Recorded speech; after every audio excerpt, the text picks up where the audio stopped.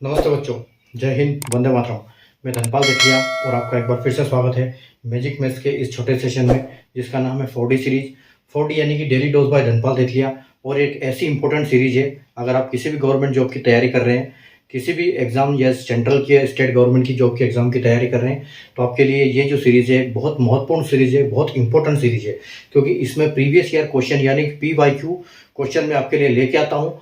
Previous year question paper को ढूंढ के वहां से क्वेश्चन लेके आता हूं और उनके कॉन्सेप्ट पे मैं आपके लिए क्वेश्चन बनाता हूं, और या फिर एज इट इज क्वेश्चन लेके आता हूं एग्जाम में आया हुआ, या फिर कॉन्सेप्ट। तो कॉन्सेप्ट इंपॉर्टेंट होता है, क्वेश्चन तो इंपॉर्टेंट होता ही है।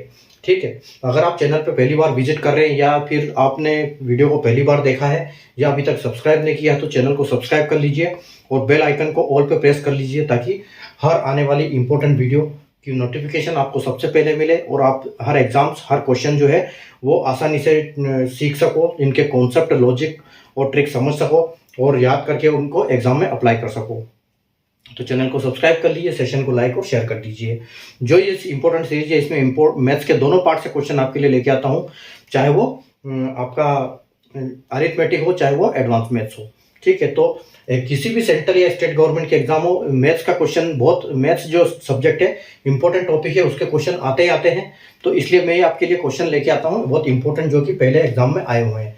तो आज का जो क्वेश्चन हम लेके आए हैं, प्रॉफिट एंड लॉस यानी कि लाभ या हानि के, लाभ और हानि के चैप्टर से जो लेके आया हूँ क्वेश्चन, और बहुत इंपॉर्टेंट क्वेश्चन है। ठीक है, क्वेश्चन देखने में बहुत साधारण है लेकिन थोड़ा सा इंपॉर्टेंट क्वेश्चन है। ठीक है, तो आज हम समझते हैं इसको। और ये जो क्वेश्चन है एसएससी की MTS एग्जाम में आया है, क्योंकि ये परसेंटेज बेस्ड क्वेश्चन है, ज्यादा कठिन भी नहीं है, ज्यादा सरल भी नहीं है। तो परसेंटेज है मेन, इसका जो परसेंटेज है वो थोड़ा सा ट्रिकी है। तो वो अगर आप परसेंटेज का आपको खेल पता है तो आप इसको आसानी से सोल्व कर पाओगे, और अगर नहीं पता है तो आपको चिंता करने की जरूरत नहीं, अभी मैं सोल्व करके आपको बताऊंगा तो आपको सब समझ में आ जाएगा कि इसको कैसे करना है। ठीक है, तो if an item is sold for ₹71,400 and the profit on this article is 27.5%, what will be the cost price? ठीक है, यदि कोई वस्तु 71,400 रुपए में बेची जाती है और इस वस्तु पर लाभ 27.5% है, तो क्रय मूल्य क्या होगा? देखो, ये जो अमाउंट दिया हुआ है, ये जो चीज बेची गई है और ये बेचने का भाव है, यानी कि सेलिंग प्राइस है ये। ठीक है, ये क्रय मूल्य है, विक्रय मूल्य है। तो इसमें जो, यानी कि अगर इस अमाउंट की बात करें तो ये टोटल कितना है, 127.5% है टोटल ये। ठीक है, क्योंकि क्रय हमेशा 100% होता है, तो क्रय हमको निकालना है कि इसका 100% क्या होगा। कुल मिला के ये जो अमाउंट है तो 127.5% है, तो हमको 100% ज्ञात करना है, ये सब सवाल है। ठीक है, तो 27% अगर आपको पता है कि इसका क्या होता है, इसको हम कैसे ट्रीट कर सकते हैं। ठीक है, तो अगर इस टाइप के क्वेश्चन आपको दिखाई दे तो आप इसको दो पार्ट में ये तोड़ सकते हो। ठीक है, यानी कि हम इसको बोल सकते हैं कि ये 15% है। ठीक है, 15% है, और प्लस कितना है, 15 और 12.5%। ठीक है, 15 और 12.5%, 12.5%। तो हम इसको ऐसे तोड़ सकते हैं पहले 27.5 को। ठीक है, तो ये हमारे लिए आसान हो जाता है। तो 15 को क्या बोलते हैं, 15 को बोलते हैं हम 3/20 बोल सकते हैं। ठीक है, 15 को 3/20 बोल सकते हैं, और प्लस इसको क्या बोल सकते हैं, 12.5 को 1/8% बोल सकते हैं। ठीक है, तो अगर हम इसको सोल्व करने जाएंगे तो इनका एलसीएम लेंगे, तो इनका एलसीएम क्या आ जाएगा, 8 पंजे 40 होता है, और 40 20 में भी आएगा और 8 से भी कटेगा, यानी कि इनका एलसीएम जो है वो 40 हो जाएगा। ठीक है, और अगर एलसीएम 40 होगा तो ऊपर क्या आएगा, इसका 20 का दुगना 40 है, तो 3 का दुगना कितना होगा, 6 होगा। ठीक है, और 8 का 5 गुना 40 है, तो 1 का 5 गुना 5 हो जाएगा। ठीक है, तो ये कितना हो जाएगा, 11/40। ठीक है, तो 27.5 की फ्रैक्शन वैल्यू हमको क्या मिल जाएगी, 11.40। अब 11.14 इसको हमको रेशियो में कन्वर्ट कर सकते हैं। ठीक है, अब ये हमेशा क्या होता है, ये जो 100% होता है वो क्या होता है, ये होता है सीपी, यानी कि आपकी कॉस्ट प्राइस। ठीक है, तो यहां पर हम बोल सकते हैं कि सीपी रेशियो एसपी।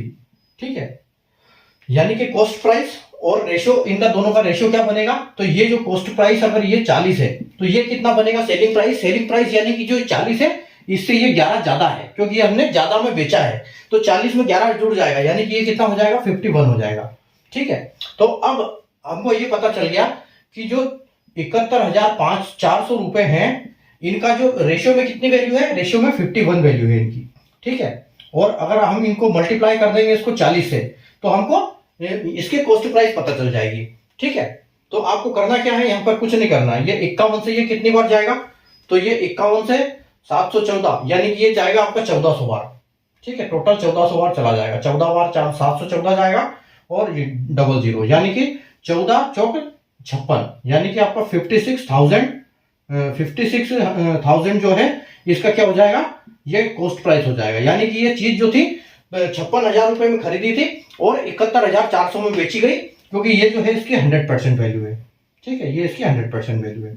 और अगर हम ऑप्शन की बात करें तो ये हमारा ऑप्शन जो बी है ये बिल्कुल करेक्ट हो जाएगा आंसर। ठीक है, तो यहाँ पर सबसे पहले हमको परसेंटेज को ज्ञान होना चाहिए कि 27.5% को हम कैसे करेंगे।